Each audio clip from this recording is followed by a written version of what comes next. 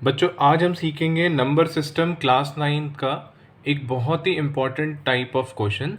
इसमें हमें बोला गया है यार इन सारे डेसिमल्स को p बाई क्यू की फॉर्म में करके दिखाओ। अब p बाई क्यू की फॉर्म का मतलब क्या होता है? Rational number.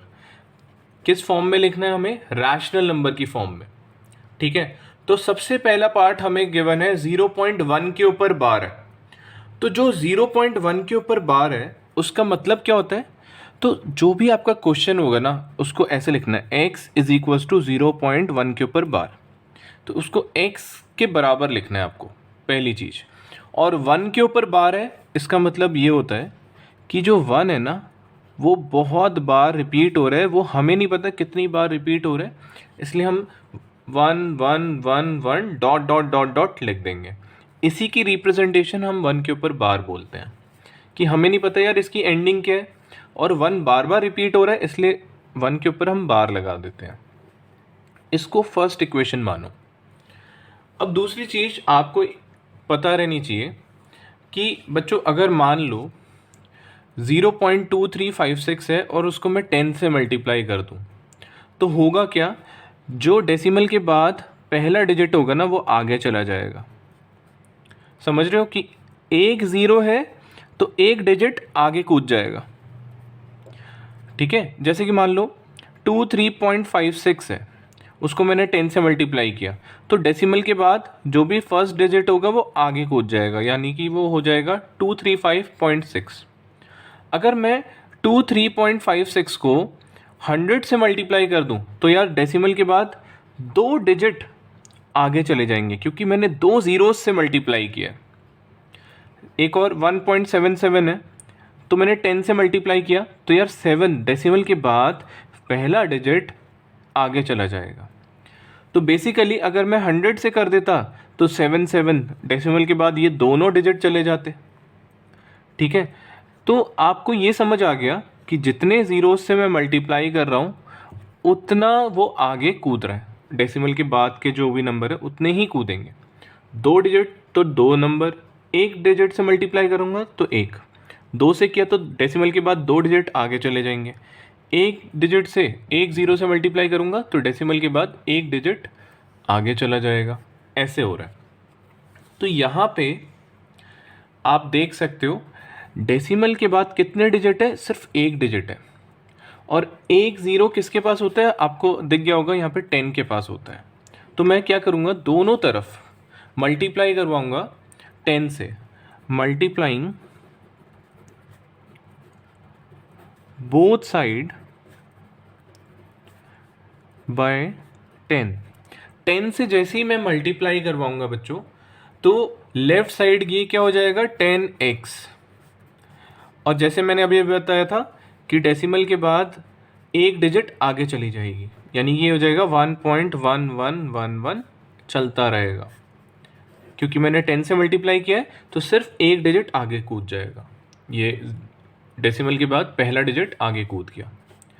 उसके बाद सेकेंड इक्वेशन और फर्स्ट इक्वेशन को सब्सट्रैक्ट कर दो, यानी माइनस कर दो। सेकेंड इक्वेशन को फर्स्ट इक्वेशन से माइनस कर दो। तो आपको दिख रहा है LHS क्या है?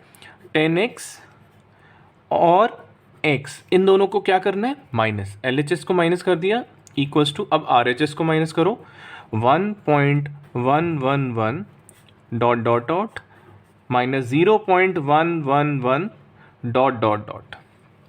तो बेसिकली आपने सेकेंड इक्वेशन को फर्स्ट इक्वेशन से माइनस कर दिया। तो 10x माइनस एक्स 9x हो जाएगा।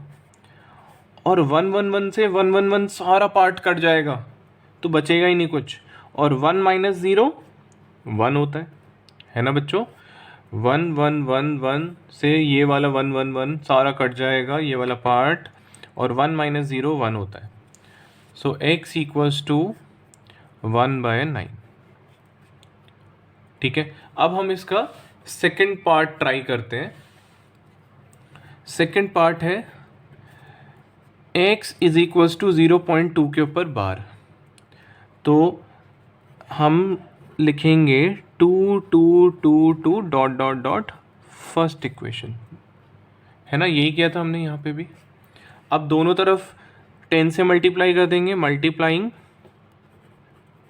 Both side by 10।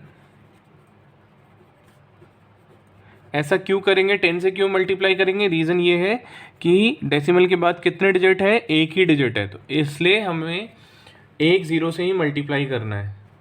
तो ऐसे करते ही, मल्टीप्लाई करते ही ये x क्या हो जाएगा, 10x, और डेसिमल के बाद एक डिजिट आगे आ जाएगा, तो 2.222 डॉट डॉट डॉट डॉट, ये हो जाएगा सेकंड इक्वेशन। अब हम क्या करेंगे, सेकंड इक्वेशन को फर्स्ट इक्वेशन से माइनस करेंगे। तो हम लिखेंगे 10x minus x 2.2222 dot dot dot minus 0.2222 dot dot dot.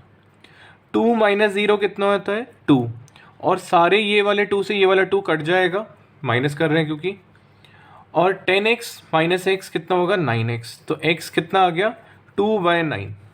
x कितना आ गया, 2/9। बच्चों अब हम थर्ड पार्ट करेंगे, पर आपको इस थर्ड पार्ट का आंसर पहले ही पता चल चुका होगा, क्योंकि x इज इक्वल टू 0.1 के ऊपर बार का जो हमारा आंसर आया था वो था 1/9, और x इज इक्वल टू 0.2 के ऊपर बार का आंसर हमारा क्या आया था, 2/9। तो ऑब्वियस ही बात है x इज इक्वल टू 0.3 के ऊपर बार का आंसर क्या आएगा, 3/9। ठीक है, तो एक और करके देख लेते हैं हम लिखेंगे x इज इक्वल टू 0.3333। इस बार का मतलब क्या हो रहा है कि ये 3 बहुत बार रिपीट हो रहा है, तो इस इक्वेशन को मानो first, multiplying both side by 10। 10 से दोनों तरफ मल्टीप्लाई करेंगे तो क्या आएगा, 10x 3.3333 dot dot dot minus.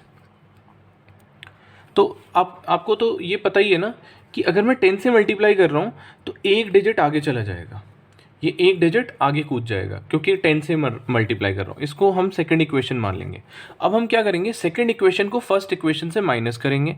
Second equation minus first equation, तो LHS में क्या है, 10x minus x is equals to, second equation में क्या है, 3.3333 dot dot dot minus 0.333 dot dot dot. बच्चों 3 माइनस 0 होता है 3, और 333 से सारा ये 333 वाला पार्ट कट जाएगा। 10x माइनस एक्स क्या होता है, 9x। तो x इक्वल्स टू कितना आ जाएगा, 3/9, या फिर उसको आप 1/3 भी लिख सकते हो।